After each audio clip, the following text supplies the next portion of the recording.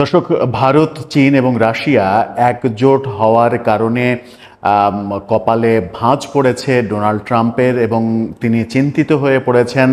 বেশ এলোমেলো কথা বলতে শুরু করেছেন। ভারত এবং রাশিয়ার মতো ভালো বন্ধুকে অন্ধকারাচ্ছন্ন চীনের কারণে হারিয়ে ফেলেছেন এমন মন্তব্য করেছেন। সেরকমটা যখন আমরা দেখলাম তখন এবার গতকালকেই এটা নিয়ে আলোচনা করছিলাম, এবার খেলাটা আরেকটু জমে উঠেছে। এবার ডোনাল্ড ট্রাম্প এবং নরেন্দ্র মোদীর রীতিমতো কথার যুদ্ধ শুরু হয়েছে। তার মানে এক ধরনের বড় প্রতিক্রিয়া তৈরি করতে পেরেছে চীনে।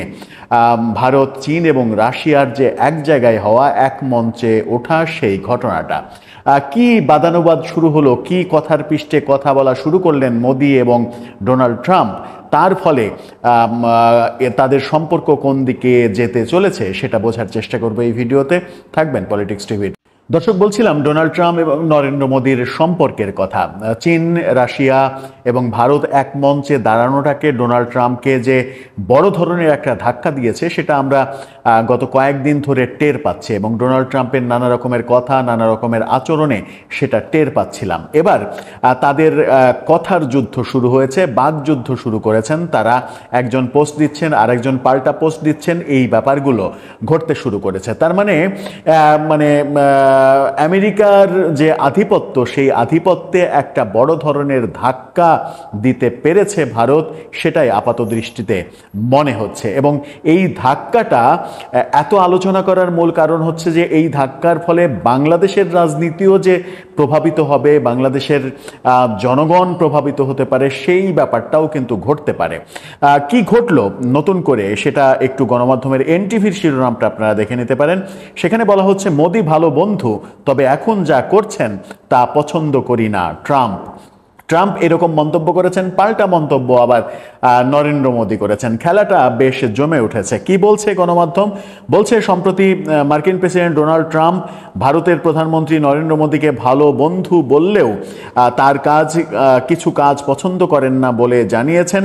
এর জবাবে মোদী বলেছেন তিনি ট্রাম্পের অনুভূতির প্রতিদান দিয়েছেন। এই পাল্টাপাল্টি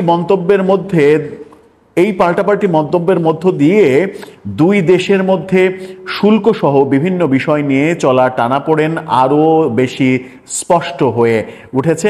এনডিটিভি এই খবরটা নিশ্চিত করছে। ভারত মার্কিন যে সম্পর্ক, খুব বিশেষ সম্পর্ক বলে তাকে অভিহিত করে বলেছেন ট্রাম্প। তিনি ও মোদি সর্বদা ভালো বন্ধু থাকবেন। তবে ট্রাম্প ভারতের রাশিয়া থেকে তেল আমদানির কথা উল্লেখ করে বলেছেন, এই মুহূর্তে তিনি যা করছেন তা আমার পছন্দ নয়। ট্রাম্প আরও বলেছেন, ভারতের সঙ্গে বাণিজ্য আলোচনা ভালোভাবেই চলছে। ভারতের পদক্ষেপগুলো তার পছন্দ নয়, কিন্তু নরেন্দ্র মোদী তার খুব ভালো বন্ধু এবং বন্ধু হিসেবে থাকবেন, এমনটা তিনি বলেছেন। ট্রাম্পের মন্তব্যের পর ভারতের প্রধানমন্ত্রী নরেন্দ্র মোদী চমক জাগানো কথা লিখেছেন এক্স হ্যান্ডেলে। সেখানে লিখেছেন, ট্রাম্পের অনুভূতি ও আমাদের সম্পর্কের ইতিবাচক মূল্যায়নকে গভীরভাবে উপলব্ধি করি ও সম্পূর্ণরূপে প্রতিদান দিই। ভারত এবং যুক্তরাষ্ট্রের মধ্যে একটি অত্যন্ত ইতিবাচক ও ভবিষ্যৎমুখী বিস্তৃত ও বৈশ্বিক কৌশলগত অংশীদারিত্ব রয়েছে। তিনি খুবই গুরুত্বপূর্ণ কথা বলেন যে তার মন্তব্যকে আমি সম্মান করি, কিন্তু তার কর্মকাণ্ডের প্রতিদানও আমি দিই। এটার মাধ্যমে যেটা হয়তো বোঝাতে চেয়েছেন সেটা হচ্ছে যে বন্ধুত্ব আছে, বন্ধুত্ব তুমি যদি নষ্ট করো তাহলে তো সেই মোতাবেক আমাকেও পদক্ষেপ নিতে হবে এবং সেই পদক্ষেপটা, সেই প্রতিদানটাই আমি তোমাকে দিয়েছি, তুমি পেয়েছো। তার মানে হচ্ছে যে বন্ধুত্বে ফাটল ধরানোর জন্য যে অতিরিক্ত 50% শুল্ক আরোপ করা হয়েছে ভারতের জন্য, যেটা খুব ক্ষতিকর। সুতরাং ভারতকে তো বিকল্প পথ দেখতেই হবে। ভারত বিকল্প পথ দেখেছে এবং চীনের সঙ্গে বন্ধুত্ব তৈরি করেছে নতুন করে, রাশিয়ার সঙ্গে নতুন নতুন চুক্তিতে গেছে। রাশিয়ার সঙ্গে তেল কেনার ব্যাপারে কোনো ধরনের ছাড় দেয়নি। এতেই ডোনাল্ড ট্রাম্পের টনক নড়েছে এবং ডোনাল্ড ট্রাম্প আবারও ইউ টার্ন করে মোদির সঙ্গে সম্পর্ক তৈরি করার চেষ্টা করছেন। ডোনাল্ড ট্রাম্প এখন বুঝে গেছেন যে ভারত অনেক বড় একটা ব্যবসার জায়গা তার। এমনি এমনি তো আর পীড়িত হয় না, আন্তদেশীয় সম্পর্ক এমনি এই বন্ধুত্ব কিংবা পীড়িতে চলে না।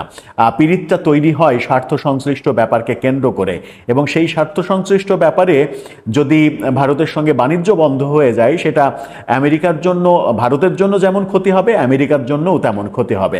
ভারত বিকল্প বাজার হিসেবে চীনকে পেয়ে গেছে। চীন কথা দিয়েছে যে আমেরিকায় যে পণ্য ভারত রপ্তানি করত সেই পণ্য এখন আমরা আমদানি করব। সুতরাং সেটাও আমেরিকার জন্য খুবই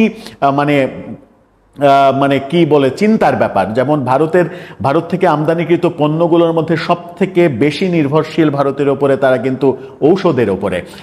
সেটা যদি বন্ধ হয়ে যায় তাহলে তার বিকল্প মাঠ কোথায় তারা তৈরি করবে সেটাও একটা বড় বিষয়।